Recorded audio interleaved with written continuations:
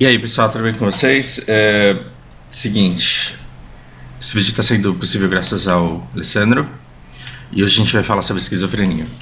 Faz tempo que eu não falo sobre esquizofrenia, embora eu tenha vontade, e um dos motivos que eu não fiz isso é porque muito do que eu poderia falar sobre esquizofrenia agora envolve a Lari.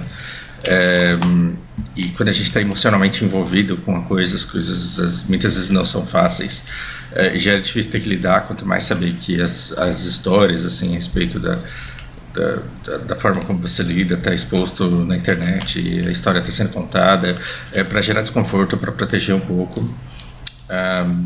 Eu deixei de falar da minha irmã, mas agora me surgiu uma oportunidade de usar um outro caso aqui para conversar com vocês a respeito disso. E é engraçado, né? Porque a gente aprende a vida inteira sobre esquizofrenia e de repente você esbarra com uma pessoa que nunca teve oportunidade nenhuma de conhecer ninguém que tivesse problema, ou quando passou perto de alguém que era esquizofrênico, passou despercebido por falta de informação mesmo. E compartilhar conhecimento sobre isso pode ser simplesmente providencial. Então eu vou tentar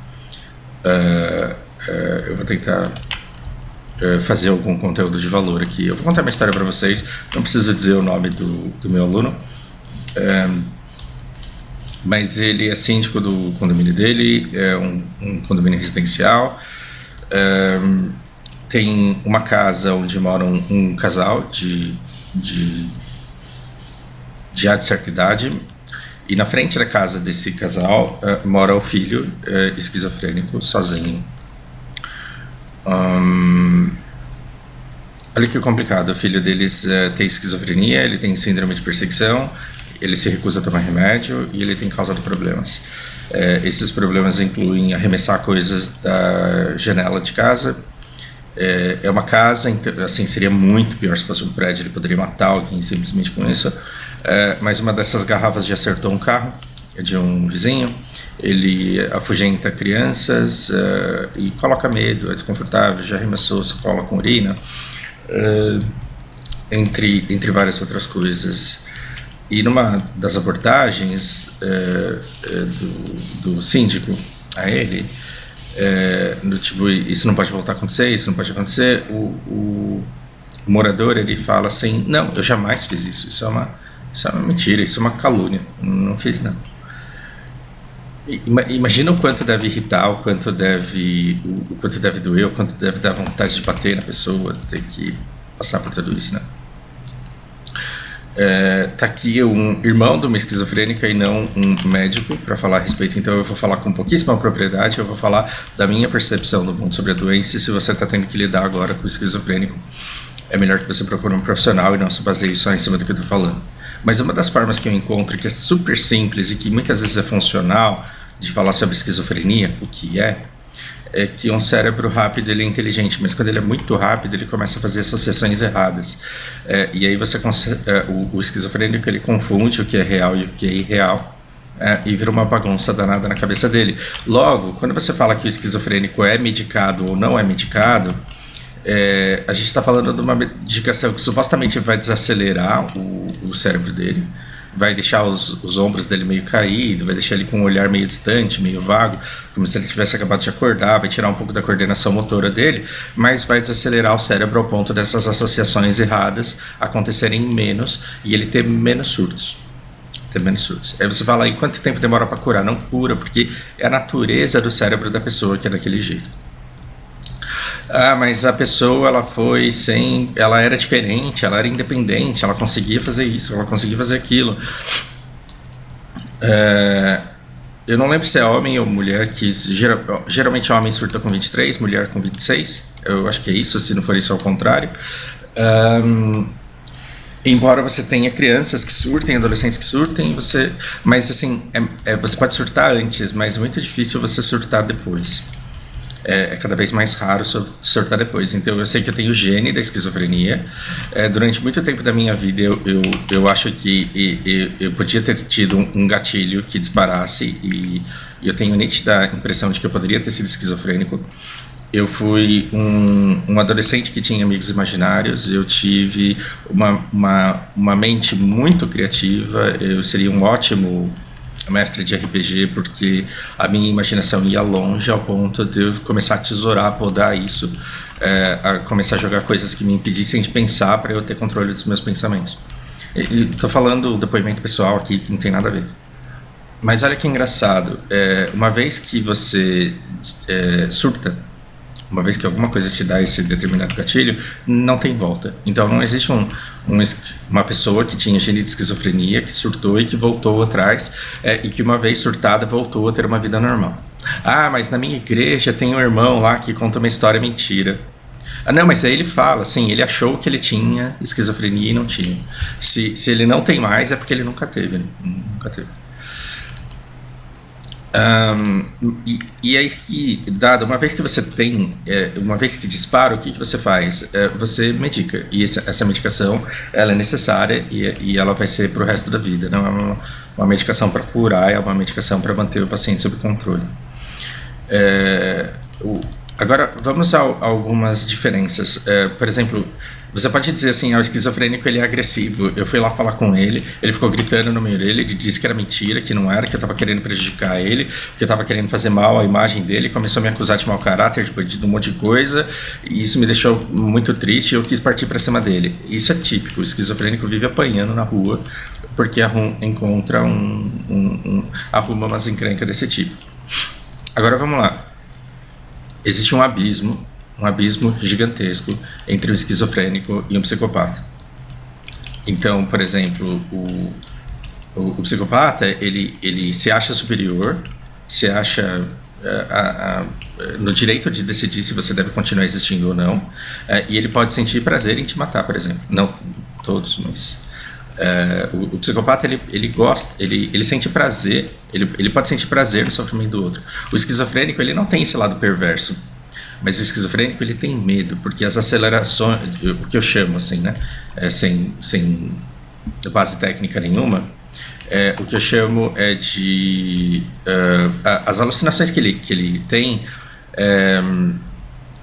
geralmente são para meter medo nele, geralmente são pode ser vozes de alguém que ele conheceu, pode ser essa síndrome de perseguição, pode ser, mas raramente o esquizofrênico ele vai ter contato com alguma alucinação aditiva que seja para falar, nossa, como você é bonito, nossa, como você é legal, nossa, como você é alguma coisa. E depois eu quero chamar profissionais aqui para me corrigirem, mas é engraçado porque na fase da evolução da doença, eu conheci vários pacientes que tiveram fases em que eles viviam no mundo de Bob, assim. Nossa, ela fica rindo o dia inteiro, ela fica olhando para a parede e dando risada. Nossa, ele conversa sozinho e ri. E nessa época eu era muito criança e eu me sentia muito solitário. Eu falava, porra, minha irmã tem um monte de amiga, eu não tenho nenhum. Não era mentira, porque eu tinha os meus, mas eles não eram engraçados ao ponto de eu ficar rindo que nem eu tonto olhando para a parede, conversando com eles. Era mais limitado, eu os controlava, não eram eles que tinham vida própria né?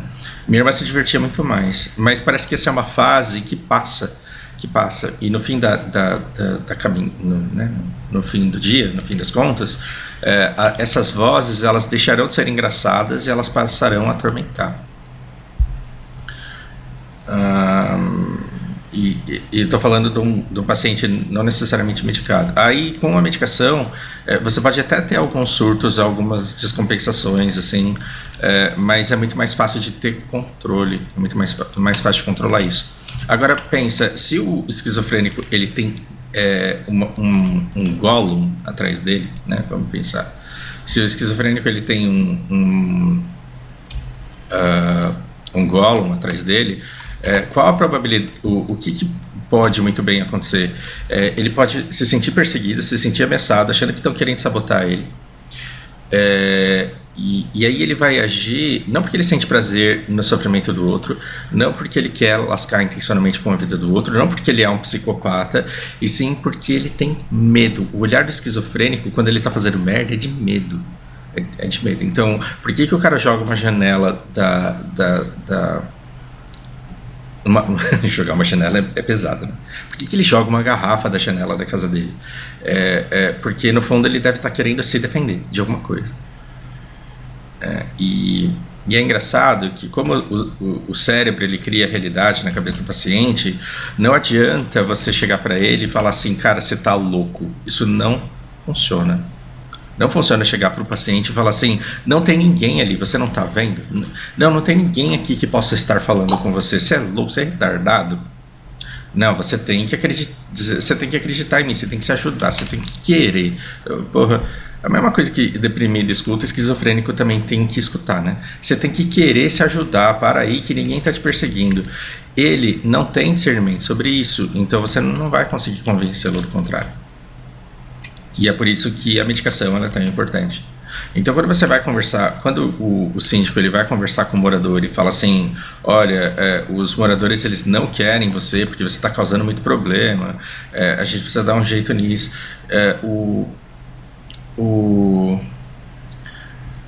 ele nega, e aí você fala, porra, como que você pode ser tão cara de pau? Eu tenho provas de que você fez isso.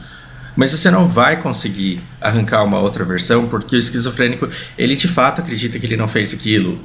Ou ele de fato acredita que ele fez algo que ele não fez. E de fato ele acredita que as pessoas estão querendo persegui-lo. E você não vai conseguir racionalmente argumentar ao contrário.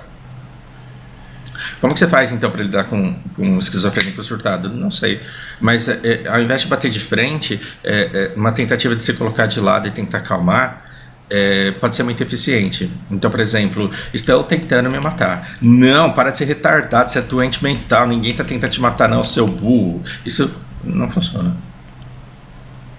Então, o que talvez funcionasse? Imagina você desesperado com alguém querendo te matar de verdade. Que comportamento você preferiria que a pessoa tivesse com você?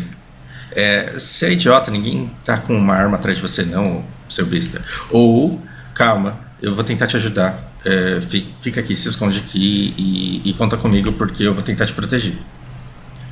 Então, numa situação dessa, você tem a oportunidade de criar referências com esse paciente para que depois do surto, ele possa se lembrar de você como uma pessoa aliada a quem ele pode recorrer, ao invés de mais uma pessoa querendo sacaneá-lo e de mais uma pessoa participando do complô que quer fazer mal para ele. Gente, cada paciente cada esquizofrênico é único e não adianta eu ficar tentando dar um quadro aqui que acerte todos. Não é isso que eu estou tentando fazer, eu estou tentando chutar na média para você entender que se ele tem uma doença que faz ele confundir realidade com o real com o irreal e ele não consegue discernir entre essas coisas, e se ele tem na brisa dele que estão querendo fazer mal para ele, que estão filmando ele em todos os lugares, que estão perseguindo, que estão analisando o comportamento, e quando você chega e diz assim, nada disso está acontecendo e você está seguro, você pode ser visto como uma dessas pessoas que estão fazendo complô para persegui-lo. Você pode ser visto como um inimigo que está lá para também sacaneá-lo. Quando você fala, você não precisa validar a história do cara, mas quando você não bate de frente com a história do cara e fala assim, calma, respira, deixa eu tentar te ajudar, o que a gente pode fazer, o que eu posso fazer para você se sentir um pouco mais seguro. Quando você chega num ponto desse, você pode criar uma referência de segurança. E você pode fazer tudo isso e pode não funcionar nem um pouco também. Então, para você lidar com o esquizofrênico, é muito importante que você não se veja através dos olhos dele. E nós, humanos, nos vemos pelos olhos dos outros, e isso é horrível. Né? Mulheres que o digam, não basta ela se arrumar, ela tem que perguntar para a amiga se ela tá bonita. Esse negócio de ter que depender e não é só mulher não, homem também precisa de validação para tudo. Chega para um gamer e fala assim, por que você joga essa bosta? E cara, se prepara, porque você vai ficar meia hora escutando ele falando. E digo mais, ele vai querer saber o que você joga para poder falar mal do teu jogo. Por quê? Porque nós, seres humanos, nós precisamos de validação social. Nós precisamos de validação social. E quando alguém fala assim, você é burro, você é isso, você é aquilo, você quer provar o contrário. Então, quando alguém chega pra você e fala assim, você tá querendo me matar? Isso mexe com o fundo do seu fígado, falando assim, não, porra, eu não sou assassino, não. E você quer bater de frente com um esquizofrênico. Só que um esquizofrênico em surto, ele nunca vai acreditar em você. Ainda mais se você estiver alterado, porque ele já está alterado, ele já está com medo. Quando você fica com medo, quando você fica ofendido, você fica agressivo. Se você estiver agressivo, você exponencia o medo dele. Então vai ajudar muito menos, né, nessa sua empreitada de acalmá-lo. Mas os pais não têm controle sobre ele. Ele não toma remédio e os pais não fazem nada a respeito disso. Gente, a pessoa que mais teve dificuldade, quanto mais próximo a gente está emocionalmente, mais difícil é a gente lidar com isso. O meu pai, ele teve uma clínica geriátrica que abrigava, que tinha ali pelo menos 5 esquizofrênicos, dos quais alguns, assim, eu me lembro muito claramente, que estavam o tempo inteiro dopados, e se eles não se por algum motivo, algum dia eles não tomassem remédio, nossa, o negócio desabava lá, entendeu? O negócio desabava. Então você precisava manter eles constantemente dopados. Minha irmã esquizofrênica, que pesa 70% do meu peso, tem 70% da minha altura, já é difícil de controlar em surto. Imagina a Janaína, que tem 1,5 m e tem um filho de 2 metros de largura, né? Então, quando você vê, quando o filho é homem, quando ele é forte e assustado, ele se torna extremamente perigoso e difícil de controlar. E como o cérebro está escutando o tempo inteiro coisas que estão tentando fazer com que ele seja prejudicado, o que vai ser o combustível? O que vai ser o combustível disso? Qualquer coisa calcada no mundo real. E geralmente o que faz parte do complô de acabar com a raça dele, o que faz parte do complô de destruí-lo, o remédio que ele toma é veneno. É veneno. Então estão querendo me dar um remédio para me fazer mal, e você tem que estar preparado para lidar com esse lado esse lado dele. Eu tô com medo de falar alguma coisa e acabar atingindo o termo técnico que não tem nada a ver. Mas você tem que estar preparado para tentar oferecer um remédio que vai fazer bem para ele, na melhor das intenções, e ele dizer: não, você está querendo me matar, e você não pode se deixar ofender, você não pode se deixar descompensar, mas sim, você tem que arrumar um jeito de fazer isso. Agora imagina o síndico, ele tendo que lidar com pais que não conseguem fazer o filho tomar remédio, e vizinhos, moradores, condôminos, que não aguentam mais a presença desse cara lá. Por quê? Porque ele é perigoso, porque ele não é bom para as pessoas. Agora, imagina, determinados esquizofrênicos, em alguns lapsos, eles podem fazer coisas que uma pessoa em condições normais jamais faria. Ele pode, por exemplo, tirar a roupa. Imagina se um esquizofrênico ele vai lá e tira a roupa na frente de uma criança que está brincando lá na rua do condomínio. O que ele vai ser? Pedófilo. O que você faz com pedófilo? Lincha. Um monte de esquizofrênico já morreu linchado. A mulher, ela vive com uns penteados meio esquisito. Ela pegou um cabo de vassoura lá que ela usa de cajado. Por quê? Porque o esquizofrênico ele pode querer se defender e carregar alguma coisa que ele eventualmente possa usar como arma. Então ela é uma bruxa que usa sangue de animais para fazer bruxaria. Aí ela vai lá e é linchada. O que você faz com uma bruxa em Santos que sequestra crianças? Você mata. E mataram essa mulher. Então, muitas vidas de esquizofrênicos já foram perdidas porque as pessoas não souberam identificar a doença, taxaram as pessoas como demoníacas, e fizeram justiça do jeito que elas sabiam fazer ali naquele momento. Só que se o paciente ele tiver... O mesmo paciente que com cabo de vassoura ele pode ser extremamente agressivo, ameaçador, se você olhar nos olhos dele, você vê que ele não quer te fazer mal. É diferente de um psicopata, que o cara quer se divertir com o seu sofrimento, com a sua morte. O esquizofrênico, ele tem um olhar de medo. Estão me atacando, sai de perto de mim, eu vou te bater. E por que eu vou te bater? Porque eu tenho medo de você me bater primeiro. E como que você vai conseguir? Com conversa? Não, é com remédio. É com remédio. Mas como que eu vou fazer o meu filho 2 vezes maior que eu, 2 vezes mais pesado que eu, tomar esse remédio? Pois é.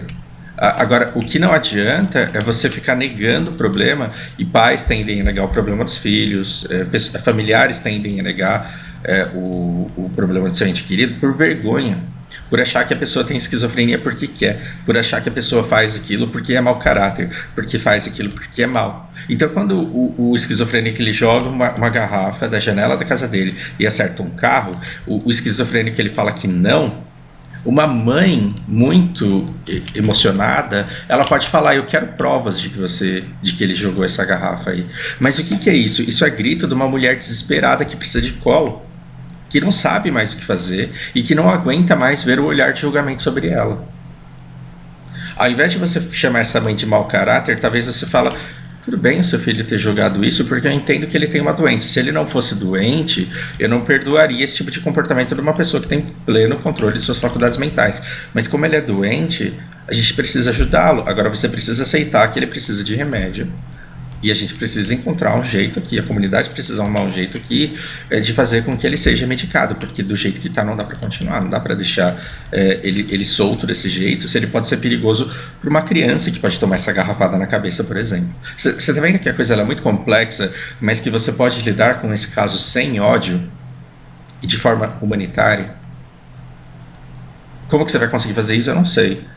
Quais são os recursos que você tem, como que o SAMU, como que o SUS pode te ajudar com isso, até que ponto você pode restringir a liberdade dele, sendo ele maior de idade, mas se ele tem esquizofrenia, se ele é perigoso, ele pode ser interditado.